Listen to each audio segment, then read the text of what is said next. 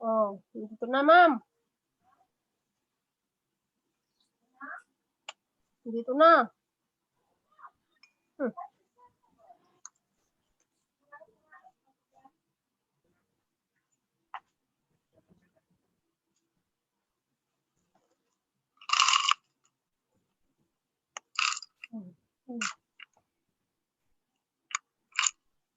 Ano po yun?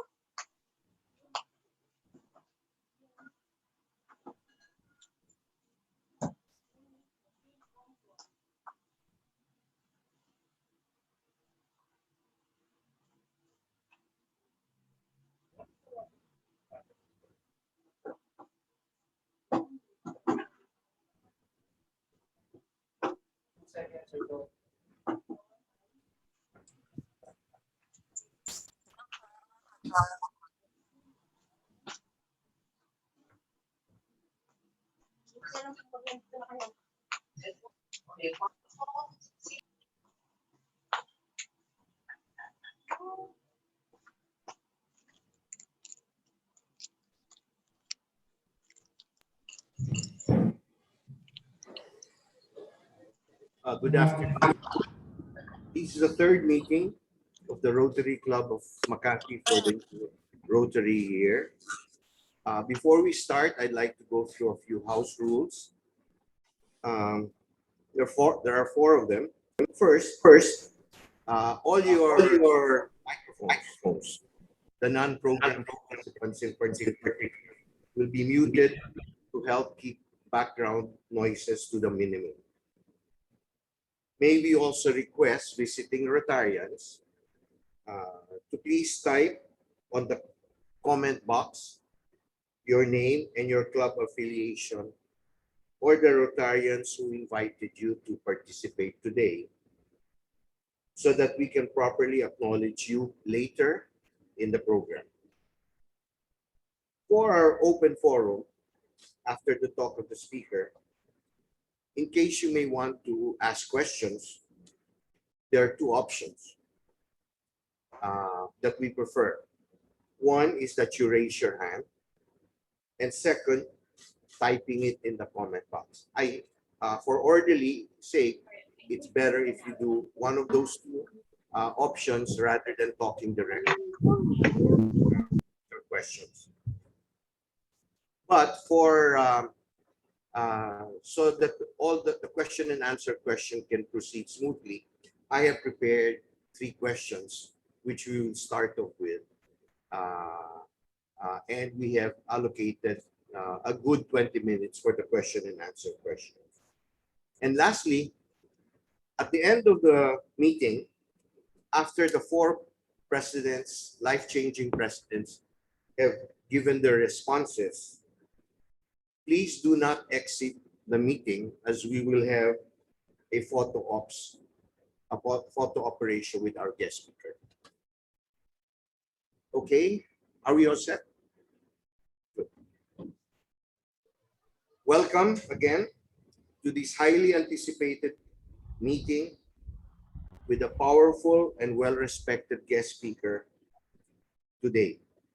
It is a joint meeting of the Rotary Club of Makati, the Rotary Club of Makati Dasmarinas, the Rotary Club of Makati San Antonio, and the Rotary Club of Makati San Lorenzo. Let us get started, and may I call on the life-changing presidents and call the meeting.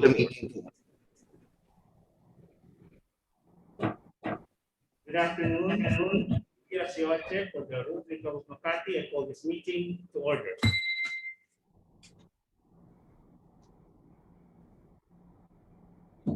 Good afternoon, Gigi Uy of the Rotary Club of Makati Dasmarinas. In behalf of the whole club, I call this meeting to order. Good afternoon, I'm Isa Espina from the Rotary Club of Makati San Antonio. I call this meeting to order.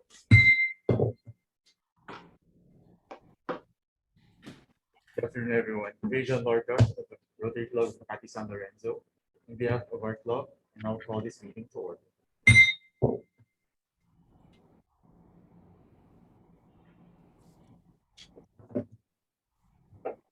Okay. Do we have Inky online already? Okay. Past President Inky from the Rotary Club of Makati, Dasmarinas. You may proceed with your kind invocation for this meeting. Thank you, PP Tony. Let's place ourselves in the presence of the Lord. Heavenly Father, we praise and honor you for who you are, our creator, our provider, our healer, our protector, and our refuge in times of need. We thank you, O Lord, for gathering us Rotarians together in this joint meeting hosted by the Rotary Clubs of Makati, Makati Dasmarinas, Makati San Antonio, and Makati San Lorenzo. Thank you for the servant leadership of life-changing Governor Georgie Tan and her district officers, as well as the guidance speakers, Louis Asiochi, Gigi Uy Wong, Isa Espina, and Ray J. Lorca, and all the other life-changing presidents and their officers and directors in our beloved District 3830 for Rotary Year 2021-2022. Imbue them, O Lord, with a double portion of your anointing, so that they may ably lead the district and their respective clubs in changing the lives of the less fortunate and leveling up service above self in meaningful and impactful projects, even during times of national and global affliction brought about by the COVID-19 pandemic. During these challenging times, we lift up to you our nation, O Lord. Give our leaders, President Rodrigo Duterte, his cabinet, our lawmakers, the IATF, and most especially our guest of honor and speaker, Presidential Advisor for Entrepreneurship and Negosyo founder, Joey Concepcion, stereoscopic vision and strategy to navigate the country through the health and economic quagmire it currently finds itself in. As your people, we bind the further spread of COVID, especially the dreaded Delta variant, and declare healing for the land, all for your glory, O Lord. We pray for a time of great learning and enlightenment this afternoon. Empower our guest of honor and speaker as he imparts nuggets of wisdom related to essential preparations for business enterprises in our nation's effort toward recovery. May his talk today resonate and reverberate in every Rotarian's mind and heart, so that our plans, strategies, and actions will be aligned with the most optimal and viable solutions for our people's physical, mental, economic, and even spiritual recovery. Finally, Lord, set our hearts always aright, so that we may never stray from your divine plans. Proverbs 19:21 says that many are the plans in a man's heart, but only your purpose will prevail. Thank you, Father God, for reminding us that you uphold those who are obedient to you and please you, and that you watch us always. For as you said in your word in 2 Chronicles chapter 16, verse 9, for the eyes of the Lord run to and fro throughout the whole earth to give strong support to those whose heart is blameless towards him. All these I ask in Jesus' name. Amen. Thank you, PP Inky. This whole afternoon, as you said, we're to cater to the glory of the Lord. Now, we will have the Philippine National Anthem, which will be followed by the Rotary Club of Makati hymn.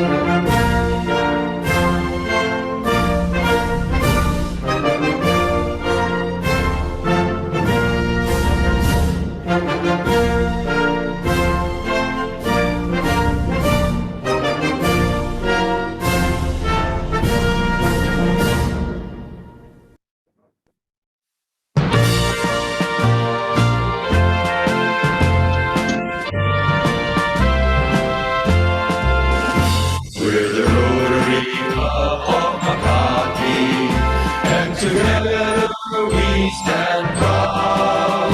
We are leaders with integrity, always ready to serve humanity, always living by the four-way test, building goodwill and peace along the way, giving hope to the world. We're the Rotary Club of Makati, prepared to aid our fellow men. As true Rotarians we live to lead. We believe in service above self, and this is why we succeed.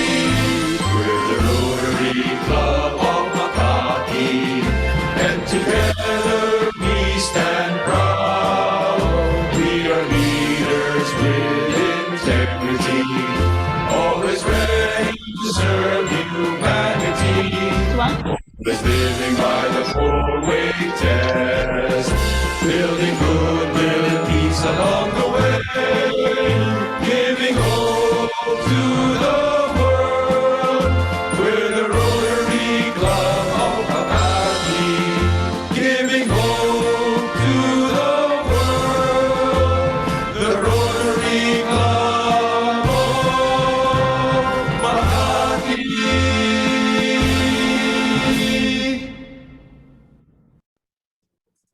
And now to read the four-way test, we have past President Ichi Reyes from the Rotary Club of Makati, San Antonio.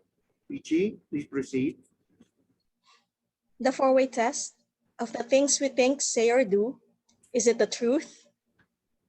Is it fair to all concerned? Will it build goodwill and better friendships? Will it be beneficial to all concerned?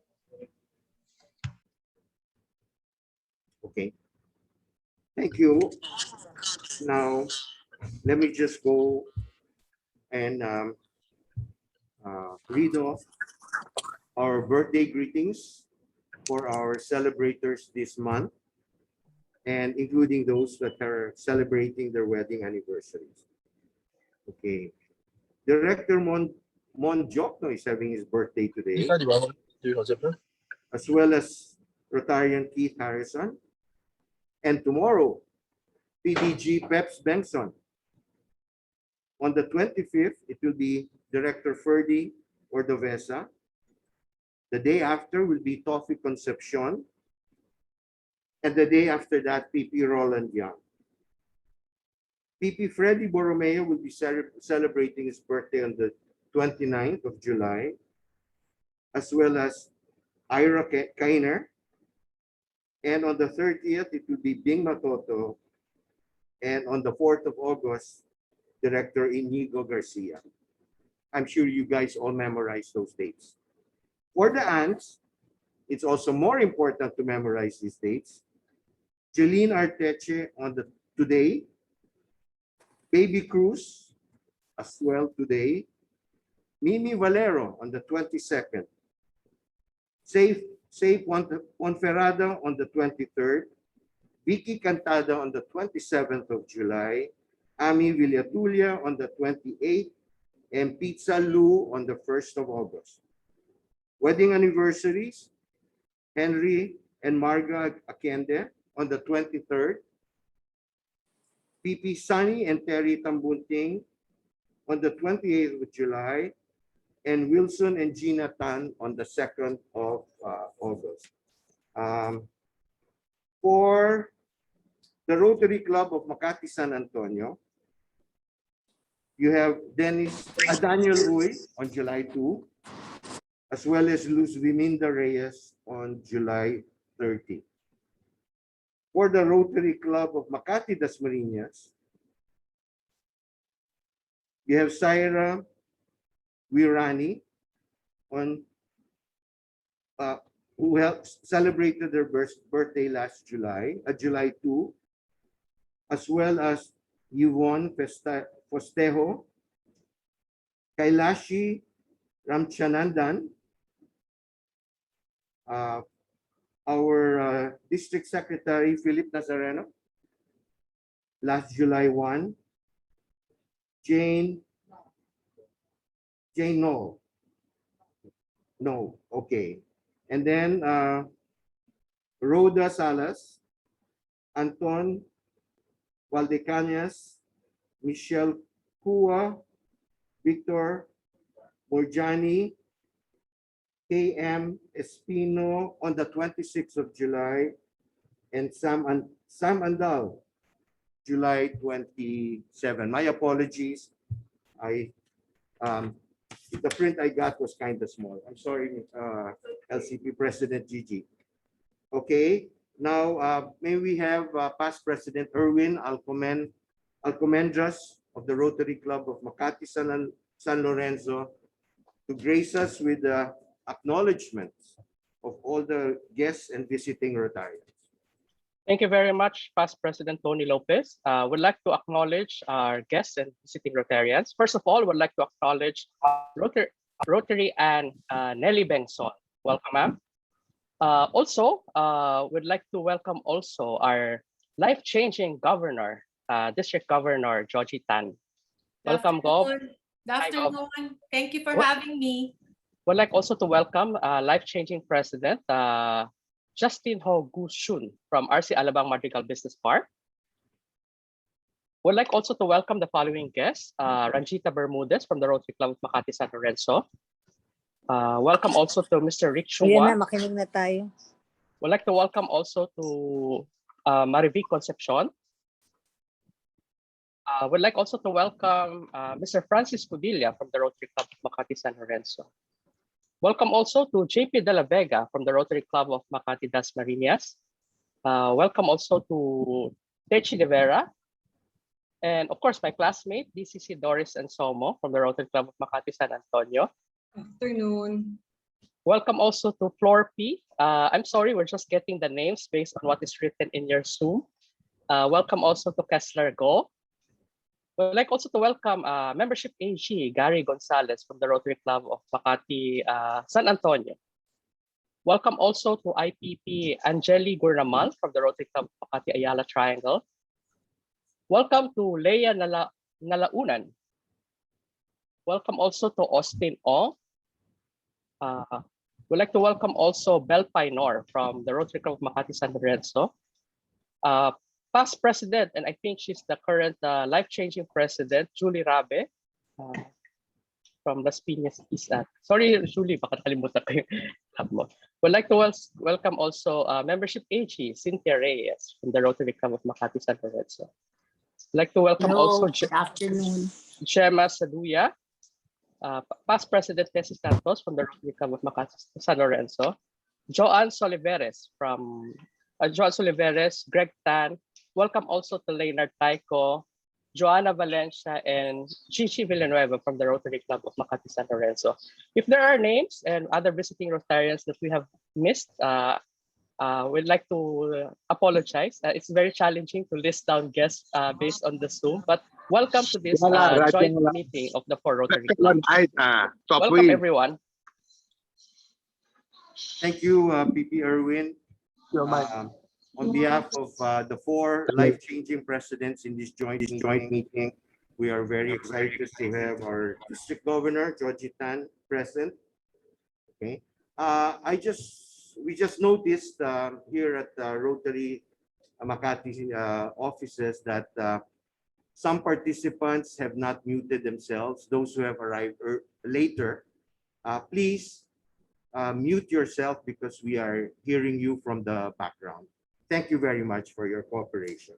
Now, we will have the president's time of the four life-changing presidents.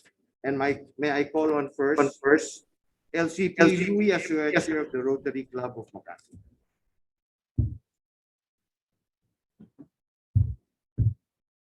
Thank you, Vice President Tony Lopez.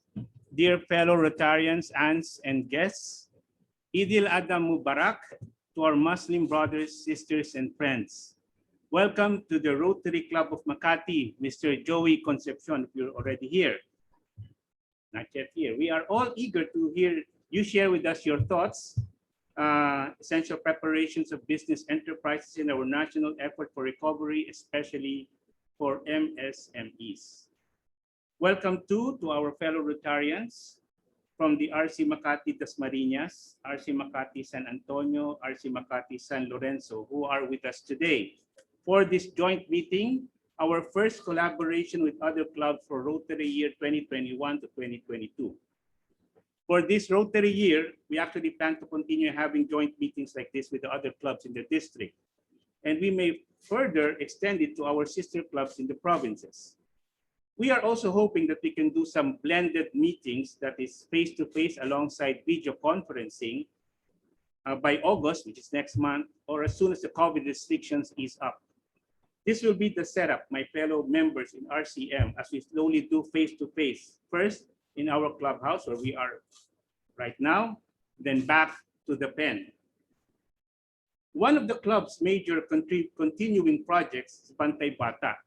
And this was created by the late attorney Frank Chavez, our founding partner in our law firm, in Rotary year 1997 to 1998. This is the club's response to the growing incidence of child abuse in the metro. This project, Bantay Bata, takes care of young boys and girls who are victims of abuse, offering them a menu of interventions. To optimize its health service for abused children, our project has put up Bantay Bata desks in police stations in Makati.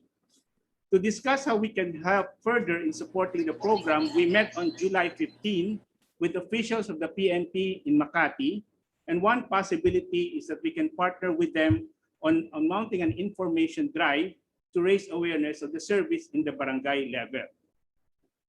Now, with the deadline for the registration for the May 2022 elections staring us in the eye, IPP Peter Manzano, chair of the voters registration campaign, is once again in his usual mode of moving heaven and earth to get those 10 million voters who failed to register in the last election to do this time. He is planning a second run of the motorcade, this time hopefully with wider participation in 81 provinces, and we hope that our beloved Governor Joey Tan will also rally the district for the second run of our voters registration campaign. To prepare for this grand event, IPP Peter is calling for a meeting with partner clubs on July 22nd at 2 p.m. via Zoom. Next Tuesday, 20th of July, we will have no meetings, as it will be the first service project week where we will be having our Rotary's Day of Service for this Rotary year. As in the past, we will use this time for our members to get involved in our service project activities or for the committee to discuss their projects. We have actually lined up several projects this coming week. On July 23, Friday, we will be visiting 4 quarantine facility sites that are due for rehabilitation. We will meet at the clubhouse at around 8 o'clock a.m. We also have a tentative schedule with Caritas Manila's Father Anton Pascual regarding his request relayed to me right after the Sunday Mass at Padre Pio in Shangri-La Mall for relief to the malnourished children. On July 31, we are planning the groundbreaking the Santo Domingo Water Project, which is a global grant-funded project in Ilocos Sur. We are waiting yet for confirmation from our partners. Once confirmed, we will let you know of the complete details. To optimize our time in Ilocos and to kill as many birds as we can, with one stone, we also plan to make a side visit to the Reef Buds project in Narvacan for that Ilocos trip. If you are interested to join the projects mentioned, my dear clubmates, please give a call to our Chief of Staff, Ron Dotaro, for more details and confirmation. That's all for my time. Thank you, everyone. Back to you, VP Tony. Thank you, Mr. Press. Can I just make another reminder for those who joined just recently in this meeting? Please mute yourself, mute your phone, your device while continuing with this Zoom meeting. So now may I call on life-changing President Gigi Uy Wong of the Rotary Club of Makati Dasmarinas for her president. Thank you, VP Tony. In behalf of our club, the Rotary Club of Makati Dasmarinas, I'd like to thank classmate Louie for inviting me to join, collaborate, have a club meeting with the Rotary Club of Makati, San Antonio, and San Lorenzo. So I think most of my classmates are here also, and so I am speaking to the whole district. I thank you for attending this meeting. Next slide, please.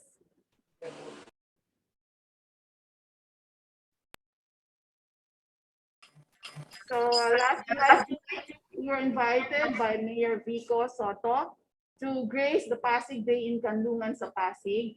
And we were also there with Congressman Roman Romulo.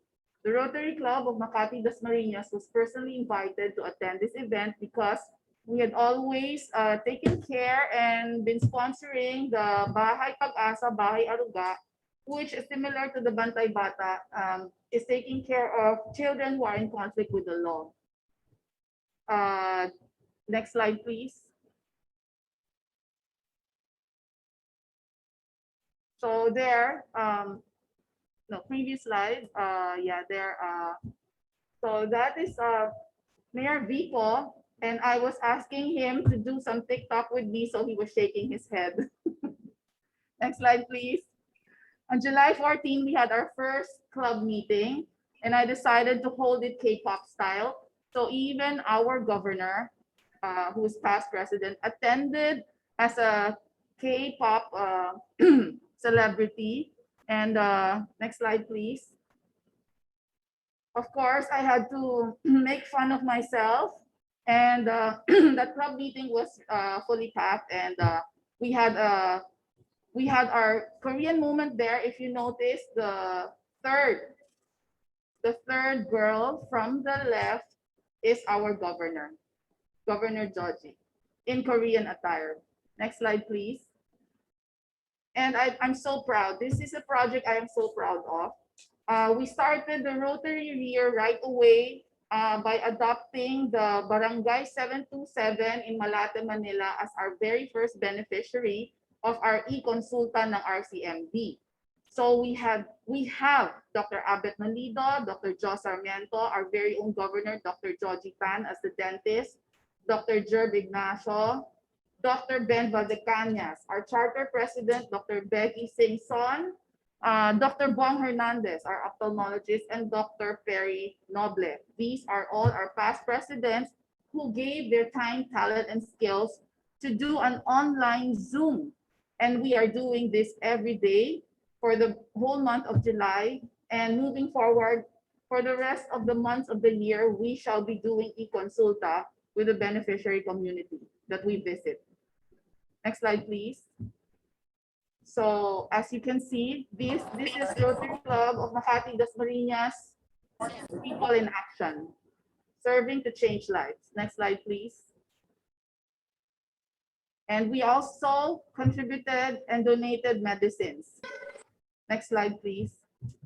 Lastly, because we are all district mates here that are in attendance, I would like to let you know that we are piloting this project, RCMD being the club of PPJT de la Vega and Governor Joji Tan.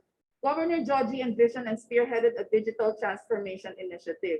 So your district mate, past President JP de la Vega, heeded that call and worked out the deployment of Microsoft Office license accounts for all 10 districts, 930 clubs, and 26,500 Rotarians. So I'd like to invite you all. Let's support this by using the facility and the district digital transformation team in making sure it is deployed within your club. Project DEAR is an acronym for Digital Transformation enabled by Microsoft, accelerated by YIPS, reaching all Rotarians nationwide. Thank you very much.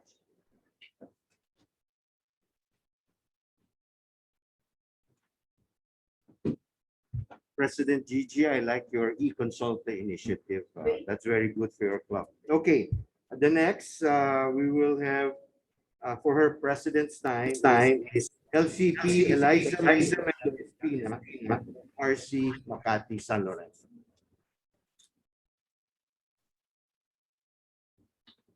Thank you, PP Tony. Thank you, Louie, also for inviting us here today. Okay, I'll be brief. Kindly show the slides.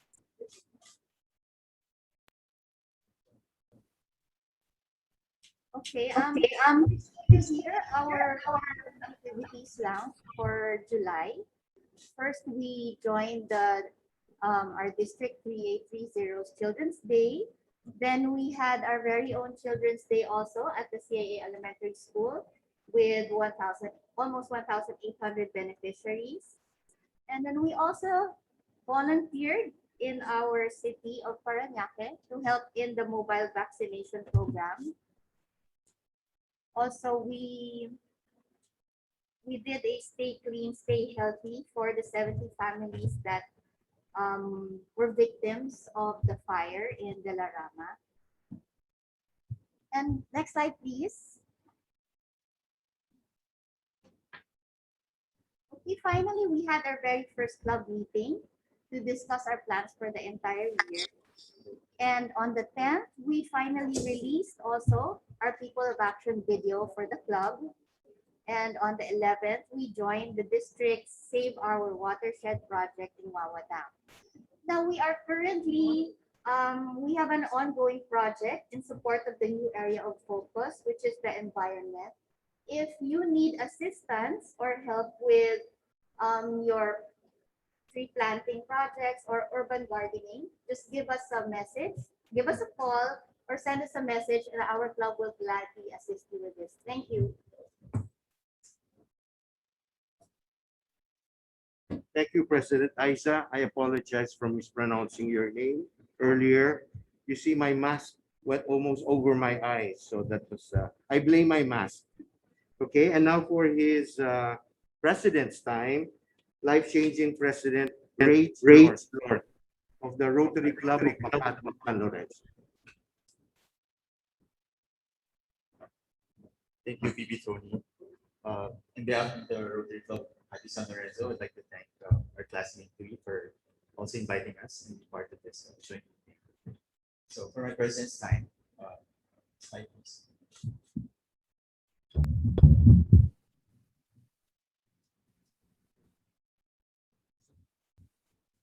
So I'd like to read more. I'd like to read more. We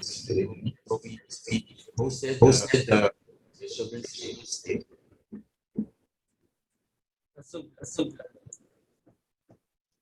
So which was held on the first day of July, which is the start of the Rotary year. It was actually shared by our very own. It was shared by our very own PP Irwin and co-hosted by 50 clubs in the district. Next, please.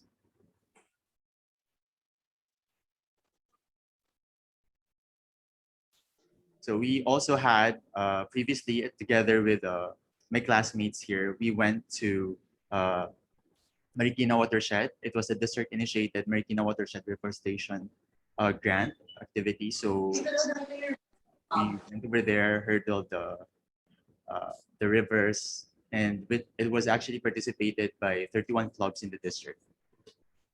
Next slide, please. So last July 15, we went to Bahay Aruga for the kids with cancer. We were able to accumulate 70,000 worth of donations from our club members and friends of members of our club. So Irwin, our very own member, also donated and installed a non-electric water filter. So in as much as we wanted to meet and see the kids, unfortunately, we're unable to because of COVID. Next, please. So another joint Rotary Day of Service, which was actually hosted by Makati Ayala Triangle, RCMSL as co-host, and it was participated by 20 clubs in the district. So this is actually a 5-day event, which started last Wednesday, and then it will end on the 29th of July. Next, please. So on July 24th, we will be having also a joint activity with Kulayan ang Buhay. It's hosted by San Nicolas Makati and participated by 30 clubs in the district. Also, I'd like to invite everyone on the 26th. This will be on the next week already. So we'll be having our district handover at Marriott Hotel Grand Ballroom. Next, please. So for the birthday celebrants of our club members, we have PP Boy Restubog, On the 24th of July, 27th, we have David Santa Maria and Marietta Home. Marietta Home on July 31st. And that's it for my President's Night. Thank you.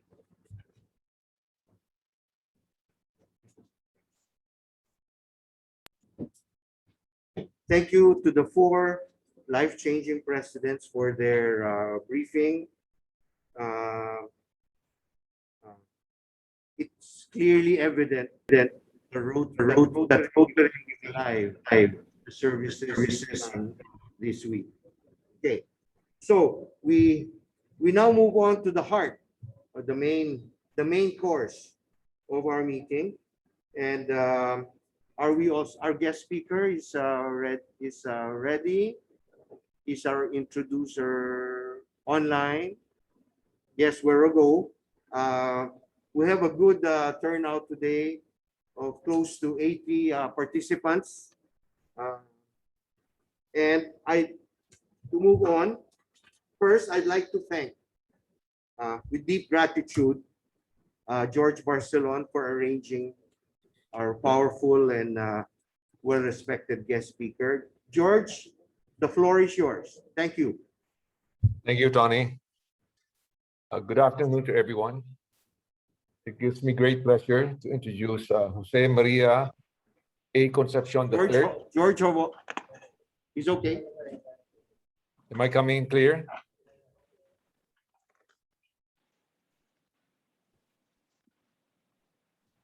Tony, am I coming in clear? Yes, you are. Okay. You're good. Okay, good. Okay. Let me start from the beginning.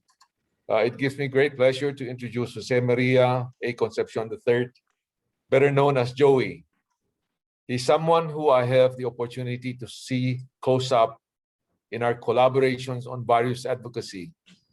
A friend I admired and respect. Joey was appointed a presidential advisor for entrepreneurship by President Rodrigo Duterte to help in the MSME's development. He's also the chairman of the ASEAN Business Advisory Council in 2017 Philippine chairmanship of ASEAN, and it was one of the more successful ASEAN hosting of the ASEAN event. Joey is the founder of the Philippine Center of Entrepreneurship, Go Negosyo. It aims to alleviate poverty by empowering entrepreneurs and eventually transform the country into an enterprising nation. Go Negosyo has become an inspiring and motivational movement that also empowers the Filipino with entrepreneurship education as the way to succeed in life and business. Joey is the president and CEO of RFM Corporation, the chairman of RFM Unilever Ice Cream Corporation, and director and executive committee of the Concepcion Industry, Inc.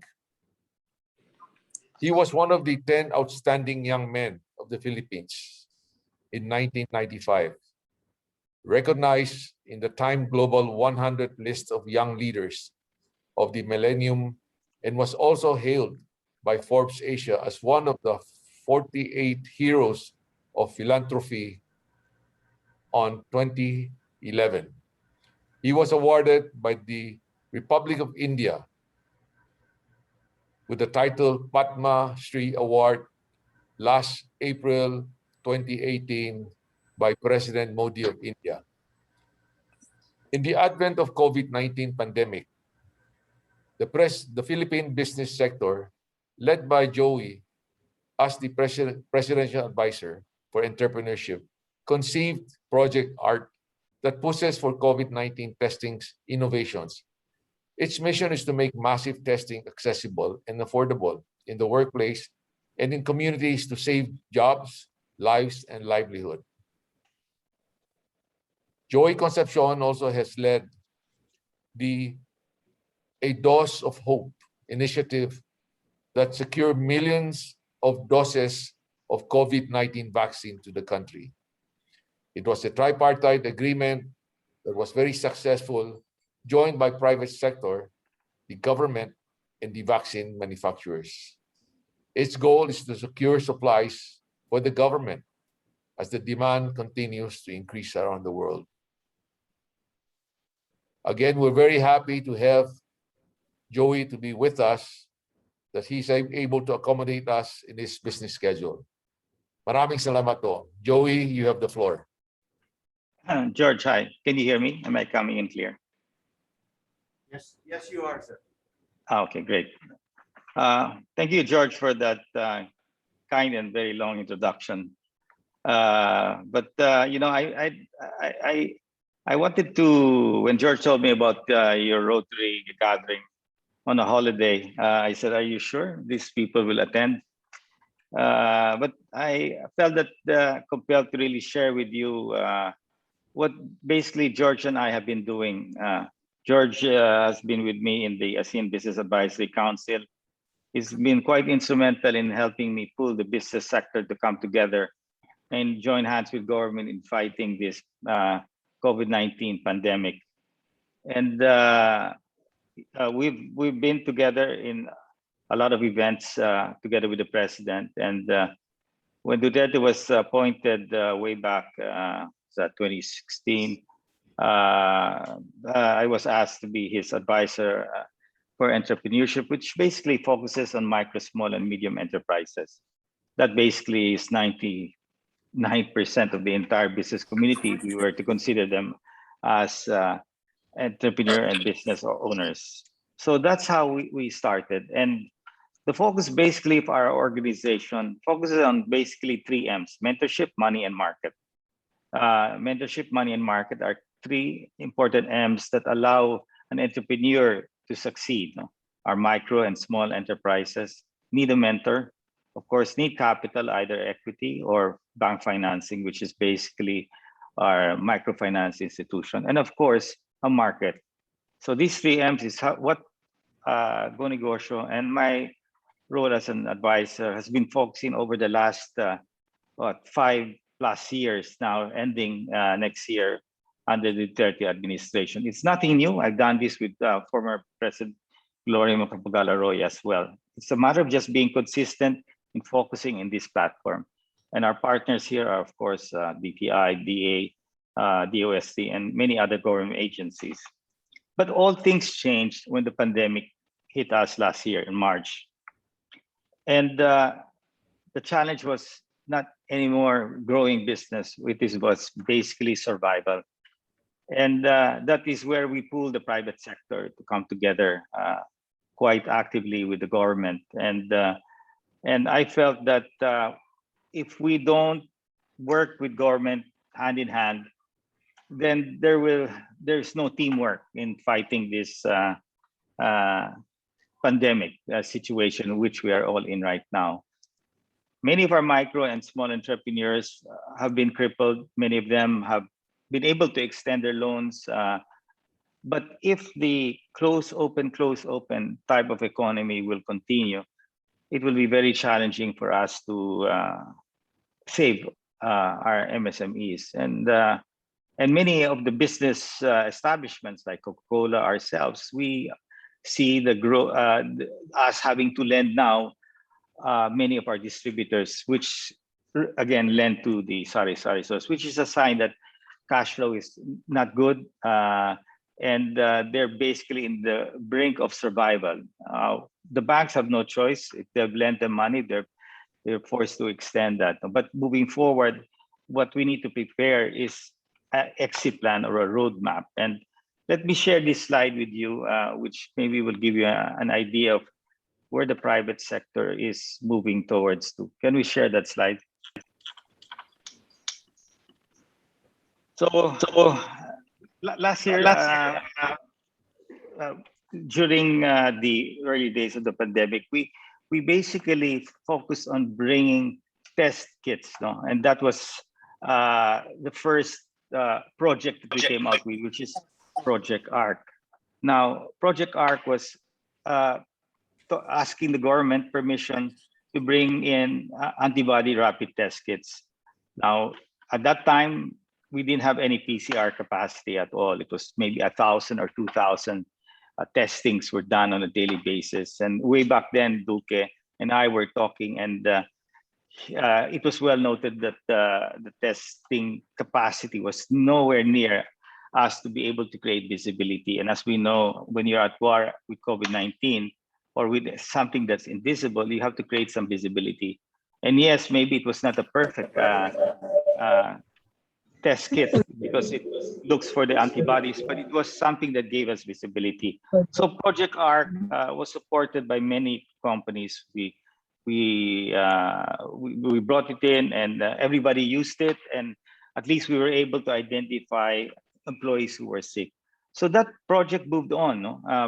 From antibody test kits. We brought in and supported the government with PCR equipment. Close to 25 government hospitals were supported by our group. That included the Philippine Chamber, the Filipino Chinese Chamber, and all the different organizations. Close to 39 business organizations supported all of our efforts in focusing on health. No? And why was that the priority? Because the pandemic was not caused, is not caused by an economic problem. The pandemic is caused by a health issue. So if you don't find a solution to that health issue, then you will not be able to solve your problem of balancing lives and livelihoods. And very clearly, the wearing of face masks and shields just bought us some time. It is not the solution to really saving lives and livelihoods. And let me get there later on. But so after all of these months, we've sort of gotten to know how things work with the government. No? And looking at the whole plan, if we are right now in July, and ideally the target is to have a Merry Christmas and a much better 2022 year. No? And that is the goal of the private sector. I think that is the goal of the government as well. So how do we do that? We know that Delta, as far back as when we, right now, just backtrack a bit, the private sector is now using the services of the government medical advisors. So Dr. Solante, Dr. Edsel Salvania, the Octa Research Group, and of course, Dr. Tony Lechon. These are the medical advisors that I was able to get approval from DOH that if they can allow them to give us advice, and they started about a month and a half ago. So they're now with our group, and now as we move on in our plans, we are now consulting them quite heavily. So way back then, they already told us Delta is coming, and there is no way that we can stop Delta. What we can try to do is create a barrier that will not create so much disruption with lives and livelihoods. So we drew up this plan, and following their advice, they are looking at population protection level, which is population protection means 50% of the targeted area is vaccinated at the very least. So let's look at NCR plus as the focus area. No? Why NCR plus? We don't have enough bullets or vaccines to just shoot out to every place. No?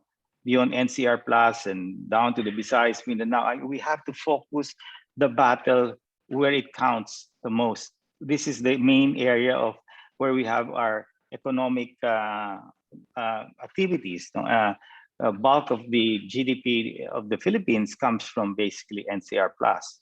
So the battle is make sure that we win NCR plus. Now, if we can attain population protection, which is 50% vaccinated by September, October, then that wall of defense is created. Talking to Father Vic, one of the Octa members, he was saying that even 30, 40% will do, no? But the moment Delta really comes into the country, then he sees it more at the 50, 60% of the Filipino people in NCR plus being vaccinated. That creates that wall of defense. So that is our goal, no? So between now till September, October, you've seen the government supply arriving. Our AstraZeneca vaccines have arrived last 2 days ago. Was that Friday? And that was 1.15 million doses. Every month and scaling up, it should be more than that. We will scale up to 1.7 and eventually, hopefully 2 million. So that is the plan. Now, Moderna, I mean, their doses are gradually picking up. There are 7 million doses coming from Moderna. So if you look at it, the total private sector purchase for vaccines comes to about 9.7 or basically 10 million doses, which is good for 5 million people. And that is our contribution. Now, the government, of course, you can see that Sinovac is coming in, Pfizer, of course, they have their own purchases of Moderna. COVAX is about, so far, the largest donor in this country. AstraZeneca has donated about 7 million doses to COVAX, which was given to the Philippines. So at this point in time, I could say that AstraZeneca will have the biggest number of doses that have arrived, considering that a bulk of that is coming from COVAX. And of course, now you have got the private sector and the Japanese donation of AstraZeneca. So the game plan is to try to hit population protection by then. And of course, herd immunity by the end of the year. And this is the challenge. No? Can we really attain herd immunity, which is assuming Delta is in, they say you have to hit 80%, but to my mind, the 70% will do. Now, I believe that this target could slide. Why it may slide? Because we're now watching this issue in Thailand, whereby there are some reports that Thailand may hold back on its deliveries of AstraZeneca to the Philippines, to I heard Indonesia and other countries. No, but that is so far a statement. Now we are trying to verify if that is for real. But I think at this point in time, for as long as there is no further notice, then these deliveries will continue. But we are putting a red flag on that because that could be a possibility. Something similar has happened in India, whereby Novavax could not deliver vaccines because that is one of the orders of the government, Novavax, which is a US company that makes vaccines out of Serum Institute of India. And that's been held because they have placed a hold on exports. Covaxin, which is another vaccine that we were looking to bring in the country, we shelved it off and told the EUA holder, forget it. I mean, at this point in time, it's too late, and the government wants to focus on just a few vaccines. So you can see that countries that are getting hit are also going to protect themselves. So hopefully nothing gets disrupted with our vaccines coming from Thailand. So in a nutshell, this is where our goal is, no? To achieve population protection September, October, and hopefully herd immunity. 60, 70% to me is good enough. If you look at America, America's opened a lot at 50%. But in states that the vaccine percentage is low, you can see Delta really hitting hard. And the number of cases are growing so rapidly because not all states have the same passion to take the vaccines. Currently in the Philippines, there is vaccine hesitancy. With the white-collar jobs, we believe that the vaccine hesitancy is almost zero. So we have a proposal there to the government, the IATF, that if we don't need to really wait for herd immunity in NCR+, in our respective homes, we can achieve herd immunity. In our respective barangays, community, we can achieve herd immunity. And in our buildings, so for example, our own building, RFM, if we're able to hit 80% and above vaccinated and declare it as a herd immune building that's vaccinated, we're asking the government to allow us to bring in more workers to the offices, not to allow us. Currently, it's at 50%. Maybe they can allow us to go up to 80%.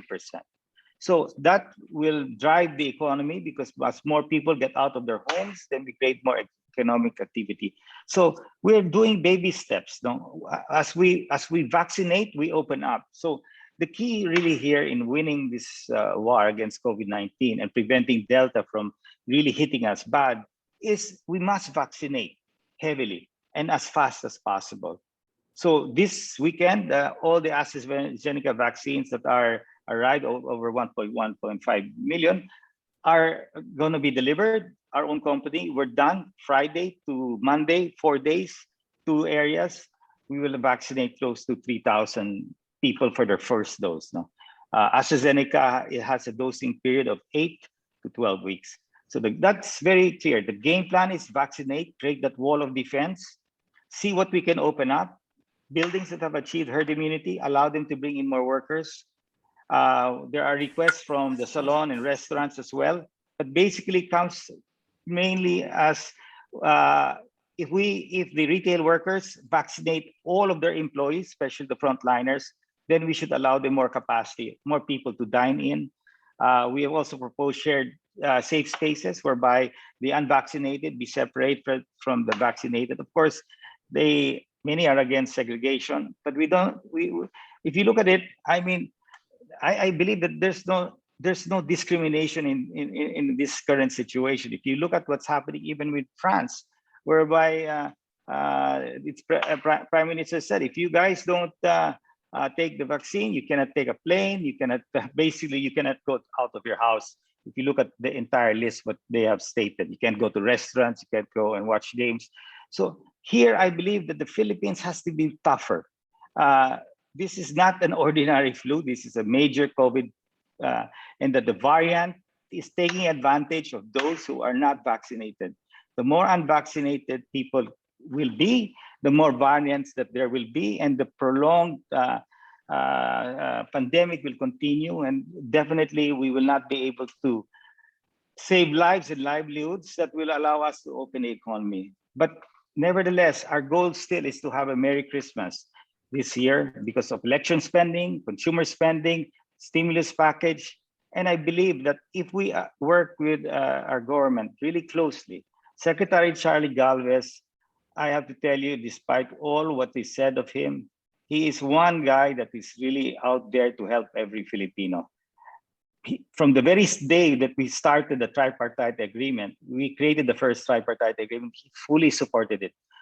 People say that he requested for donations. No, they never requested for donations. We donated to them because we were able to enter the AstraZeneca program, no-profit program, for just $5 a dose, the cheapest vaccine that I believe the Philippines have purchased, $5 a dose. So that's why we donated to them. And in the end, he gave back the donation to us and said, we don't need it anymore. So now we have extra doses. So the teamwork between the national government and the business sector has to be really good for us to win this war, because we cannot be divided. The LGUs have to be together with us. And I have to say that many of the LGU mayors and leaders there are working hard and dedicated to really help us. And many of them have supported the private sector when we didn't have the vaccines by allowing our employees to be vaccinated.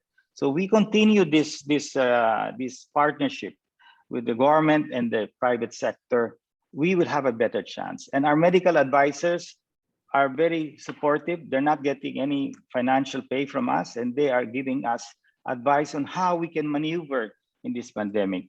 So the solution to our current crisis is unity and get all Filipinos to accept and take the vaccine.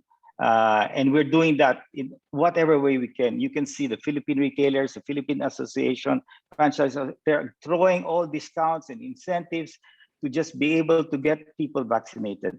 So that is our solution out to this problem is the vaccines. And we must solve vaccine hesitancy. And I believe that gradually, as we promote and we push harder, vaccine hesitancy is going down. So again, in the end, we leave our faith to God that we'll be able to get out of this. I believe that we have a great chance to have a good fourth quarter that can help every entrepreneur struggling out there to recover. And we have a fairly good chance if we do, and these vaccines arrive and we execute, the private sector and the government executes well, then we have a good chance that we might even come close to hitting herd immunity. Maybe not by the end of this year, but at least by the first quarter of next year. Thank you.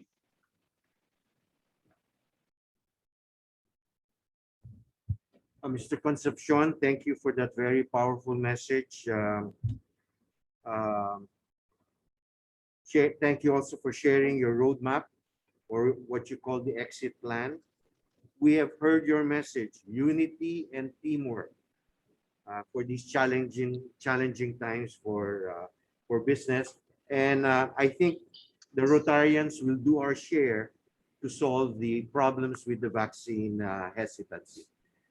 To have a smoother flow, I have already summed up a few questions, Mr. Concepcion. I'll start with the faster, easier one first. Okay, we all know that you have gone through challenges in trying to secure vaccines for the private sector too. And you mentioned that the population protection needs to be at around 50% to create that wall.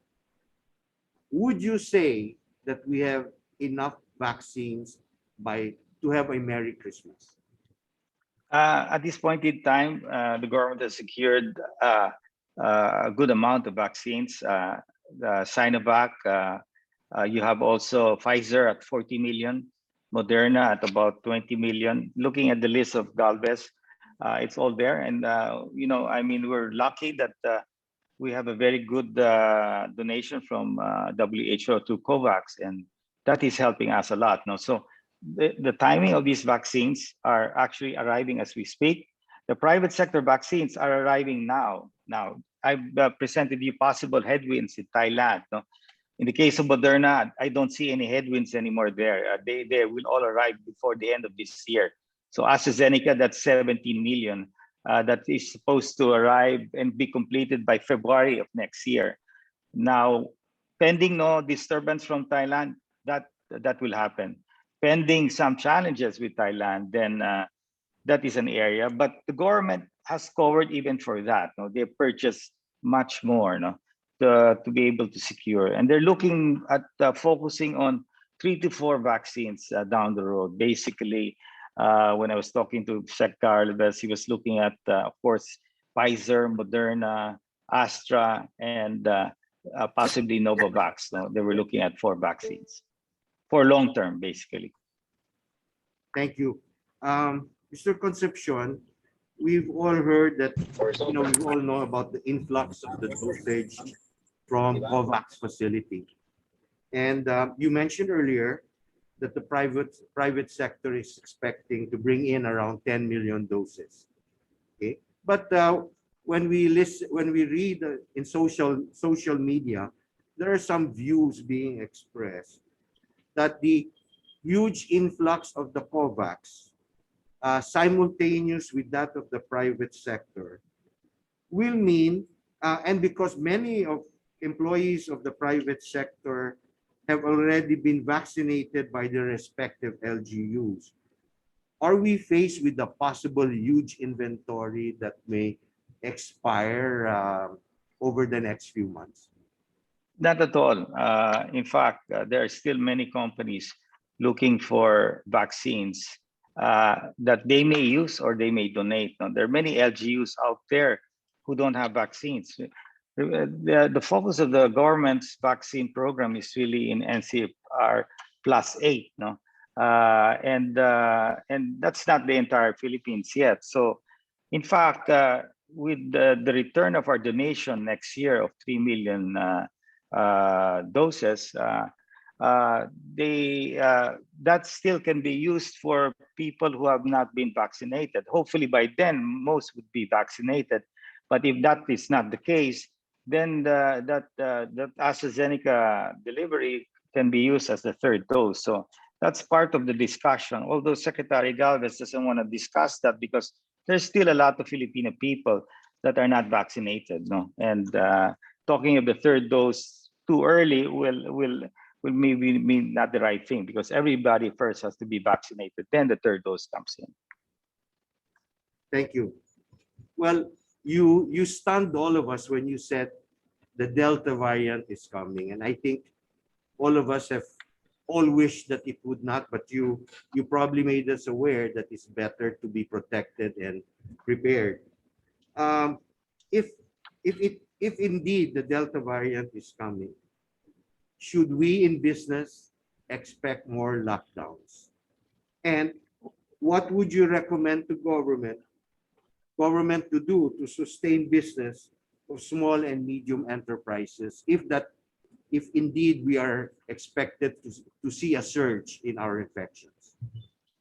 Well, talking to Father Nick and the other of the fellows, at that point we asked that same question, and that was months back, and he said, no, it's very difficult to stop. No, and you can see it because the entry can be from the back door, and the cases that were just reported recently, that means the infection happened in May, and we're already in basically close to August.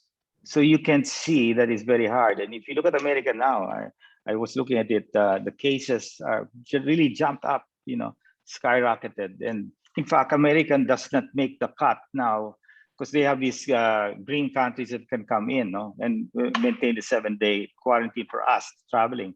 But America has not made that cut because of the Delta variant really moving up only in states that have a poor vaccination turnout. No, so yes, companies that have the vaccines definitely are going to use it. I don't believe that there will be a surplus of vaccines at least till my estimate till first quarter of next year. Maybe after the first quarter of next year, yes, people will now be thinking of sustaining it. So that's normally a third dose, that will have to be prepared to arrive just in time as many start losing their antibodies. And so that is what the private sector will push. And since we both now have a relationship with Moderna and Astra, we will ensure that we get supply. But already for AstraZeneca, we already have basically that supply, technically speaking, if Galvez will not get the donation back. That's 3 million doses coming back to us on February, which is more than enough to use as the booster or the third dose. So I'm confident that for now, there will be no oversupply. Next year, possibly, if more vaccine brands will come in, but for Galvez, the most that he will look at is 4 brands that will be in the Philippines. Thank you, sir. Before I open it up to the rest of the participants, let me ask my own personal question. Sir, I battle with the problem of border control. I feel very upset that we have resurgence because of poor border control. Maybe it is I'm asking too much from the government, but can I have your opinion on how we fare in border control, both at the front through the airports and seaports and at the back doors, sir? I think we have better control with the airports because it's very easy to lock down planes from coming in and tighten that in because you have the airports. But we're 7,100 islands, and recently in Batangas, I finally noticed 2 Coast Guard speedboats. No, well done, huge, with machine guns complete, and they were all in black. So hopefully, we need more of our strength in our Coast Guards. No, I mean we have 7,100 islands, and surely 10 or 20 won't work. You'll need a fleet of these water vehicles to protect our borders. No, but then again, we just have to expect, and prepare that Delta is going to come in. And the solution is very clear. You see it in San Francisco with a high vaccination turnout. That the infection in that area is well contained, similar to that in New York. High number of people who took the vaccine, so it's contained. But in areas that people have not taken the vaccine or very low turnout, then you have that the infection Delta moving rapidly, and that's why I'm glad that our relationship with the government, especially my relationship with Secretary Duque, has been maintained, and we've been talking regularly, and I've been challenging him with some ideas. And one idea is, I mean, if they allow buildings that are who have hit herd immunity, please let's allow our employees to go back to work. No, okay, the threat of Delta is there, but that's why they have taken the vaccine. No, people who have taken the vaccine will be protected to some extent. At the very worst case, from severe illness and death. No, at the best case, total protection. And we know what brands can give total protection. Of course, certain brands give much more protection than others, but all vaccines will prevent you from severe illness and death. So it's clearly that we have to give greater mobility to all those who are vaccinated. To me, that is a principle that is important. Why do we have now in an area smoking and no smoking? But when I say that person is, let's separate the vaccinated from the unvaccinated, then you have discrimination coming to the picture. All the time when I'm in discussions, you hear that discrimination, which I find really stupid, because there is no discrimination because everybody can take the vaccine. Now, there may be exceptions, children or people who have medical problems, and they can be exempted. And in fact, that is what France has adopted, no? So they've mandated it. If vaccine hesitancy will not be solved, but then we have a problem. This will never end. Our current situation today of variant coming in after, I mean, that will never end. So, but let's see how strong now are Filipinos scared of Delta. I mean, if more people die, you'll see people wanting to take the vaccine. So fear somehow will change it. And gradually, we're seeing that with white-collar jobs, no problem. I believe many buildings will be people will be fully vaccinated. So it's easier to push herd immunity in a building and request government to allow us certain privileges by increasing the capacity. So what we're trying to do now is give the vaccinated more privilege. Those unvaccinated, they should actually stay home because they're a threat. So they shouldn't even leave their house. So the principle is more mobility and more access to those who are vaccinated. That is what we're trying to push. Thank you, sir, for taking these challenging questions. Tony, Yes. may I just George, add go, some information? George, Yes. go ahead. Yes, Go ahead. earlier We're open forum now. Okay, earlier the question was asked about the amount of vaccines that's available here in the Philippines. The latest data from the Department of Finance, of course, the data was from the Bureau of Customs, July 19. There are about 28 million dosages that have cleared the customs as of yesterday. Okay, but the information I got from various sources is that we have about 113 million dosages in the pipeline. And the government just signed, end of June, 40 million dosages from Pfizer that will be arriving in September. Just to give you a breakdown of the different brands, of course, we have AstraZeneca, who is the top of the pile as far as delivery, 17 million.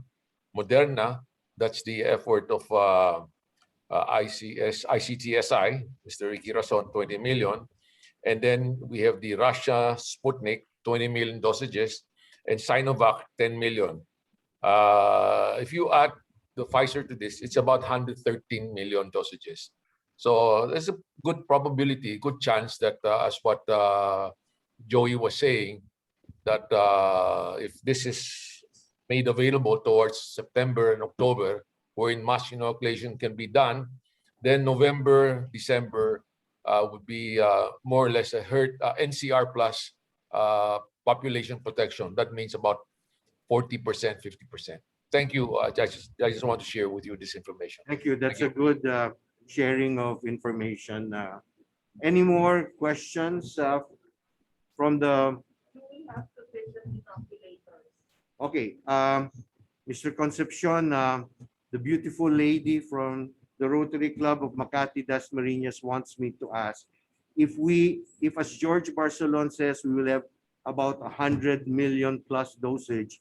Do we have enough inoculators or frontliners to do the vaccinations?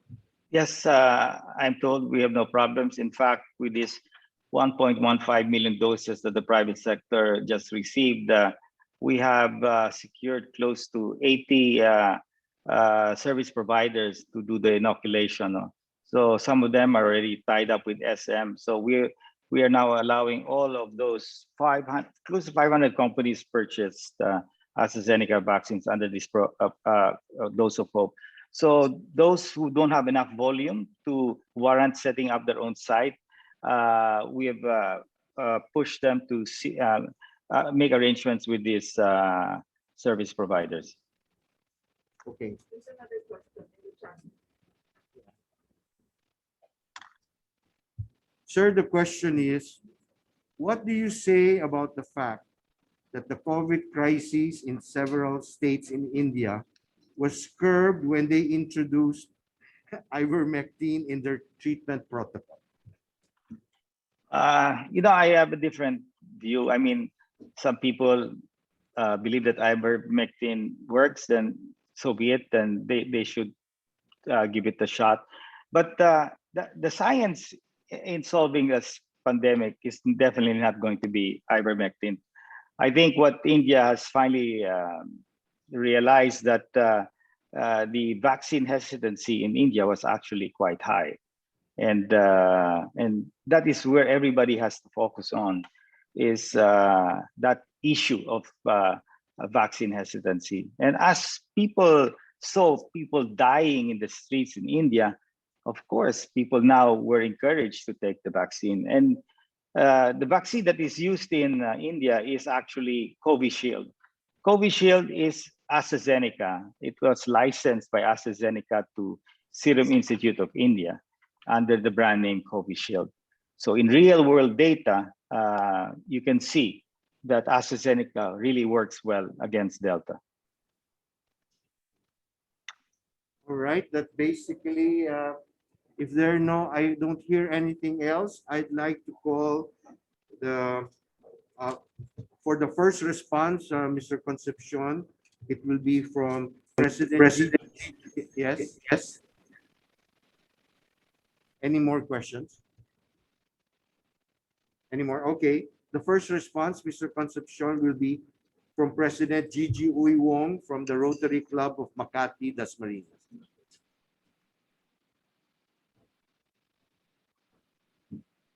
Mr. Concepcion, thank you so much. It was a very informative talk and it really opened our eyes. When you said at the onset that we were going to have 50% vaccination by end of December, we were quite, we kind of questioned that statement. But after your talk, then we realized you have the data to back it up. So thank you so much. And in behalf of the Rotary Club of Makati, Dasmarinas, we would like to present you the certificate of appreciation for the talk. And we will also be sending you our signature planner from Vizcara, which has your name on it. I hope you use it for your meetings. I will send it over to your office. Thank you so much. Thank you. Thank you. The second response from President Aida Mendoza Espina of the Rotary Club of Makati, San Antonio. Thank you.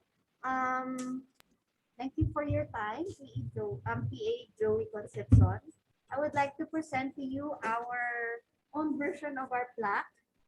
We will be sending you a portrait and then we hope you like it and post it in your home. Thank you. Thank you. President Isa, that's the first of many tokens that I've seen. Sir, I hope you appreciate that. She actually did it herself. Okay? Thank you. That's wonderful. Yeah. Yes, the next response will be from President Rage Lord of the Rotary Club of Makati, San Lorenzo. Hi, Sir Joey. It's you again. Thank you for the very enlightening discussion. Indeed, sir, I think it is really collaboration and unity will definitely lead us to the solution in solving this pandemic. epidemic that we're experiencing right now in our country. So in behalf of the Rotary Club of Makati San Lorenzo, we will be offering it as a token of appreciation, and we will be giving you a dessert tropical wine which came all the way from Guimaras. So thank you. Thank you. Thank you.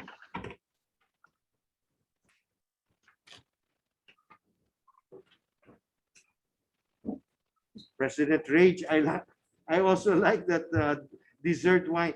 Why is it President Louis does not have that for our class? Okay. The last response, Mr. Concepcion, our President Louis Asochi. But before I put him on, sir, may I ask, after the adjournment, may I just ask you to stay a few more minutes for the photo ops? Yeah, sure. Sure. All the clubs would like to have with you. Okay, may I call on President Louis Asochi of the Rotary Club of Makati? Well, being the lead club of this joint meeting, I beg your indulgence if my response will be longer than the others. No. So when you try Googling the term entrepreneur, it will give you a definition of a person who organizes and manages any enterprise, especially a business, usually with considerable initiative and risk. Our entrepreneurs find their businesses at risk in the face of this black swan event, such as the COVID-19 pandemic and the variants it had spawned, and the resulting shrinkage of the market. But what is heartening is that we find them in partnerships and collaborations with each other instead of competing with one another as in an ordinary business climate, in order to bring this country's battered economy back on its feet. A major factor why there is basis for optimism that we can turn the corner is the dedication and commitment of our business leaders in the private sector, such as our guest speaker for today, Mr. Joey Concepcion, who happens to be the nephew of our member, Cesar Concepcion. Mr. Concepcion once said that there is no playbook on how to safely transition into opening up the economy amid this pandemic. And I agree. The threatened recurrence of stringent lockdowns because of the virus's mutations and variants would always be there. And we have seen this in our Southeast Asian neighbors. Through all these challenges, Mr. Joey Concepcion has not eased up a bit. You can probably at times see signs of exasperation in his interviews, but he has not put his feet off the gas pedal. He firmly believes that in order to achieve herd immunity, there has to be more aggressive contact tracing, vaccination drive, and heightened vaccine consciousness. So, to Mr. Concepcion, we wish you all the luck. We also thank you for giving us your precious time to speak in front of our clubs today. We know how busy you are, and we wish that we shall truly have a Merry Christmas at the end of this year. As tokens of our appreciation, the Rotary Club of Makati will be sending you its 50th anniversary coffee table book that contains our club's milestones and achievements for the past 50 years. We shall also give you this bottle of wine, which you can enjoy while leafing through the pages of the book. And we would also dedicate one reef bud for you that will be planted in the Sarbacan Chocosur. This is part of our Save Our Reefs project, which is a major environmental initiative of our club in line with the Rotary 7th area of focus, protecting the environment. Our Save Our Reef project, which was initiated by IPP Peter Manzano, aims to revive and regenerate nearshore marine ecosystems. A replica of the steel plate that we'll put on the reef bud is encased in this plaque of appreciation that we shall also be sending over to you. On behalf of the Rotary Club of Makati and the other clubs who jointly hosted this meeting today, our lovely aunts, our district governor, the indefatigable Joji Tan, the other Rotarians from the different Rotary clubs in our district, especially our life-changing president's classmates, our Rotaractors, and all the other guests in attendance, Mr. Concepcion, please accept our heartfelt gratitude.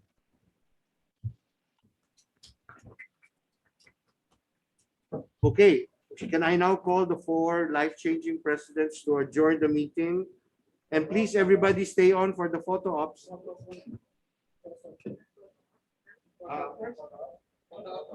Sorry, photo operations first before the adjournment. So could everybody please turn on your cameras for the photo ops?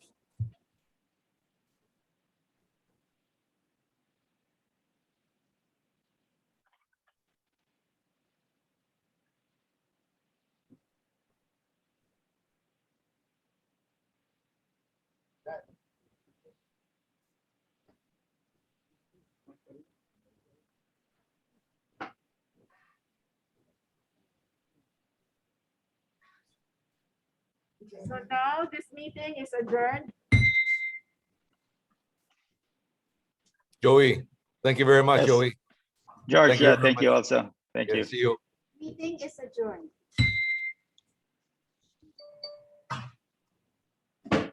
Behalf of the Rotary Club of Makati San Lorenzo, I now adjourn this meeting. In behalf of the Rotary Club of Makati, I adjourn this meeting. Thank you. Thank you. Have a wonderful afternoon, everybody, and thank you. Thank you. Hey, thank you, George. See you, George. Thank you. Thank you, Joey. Thank you, See everyone. again. Thank you, Yeah, everyone. bye.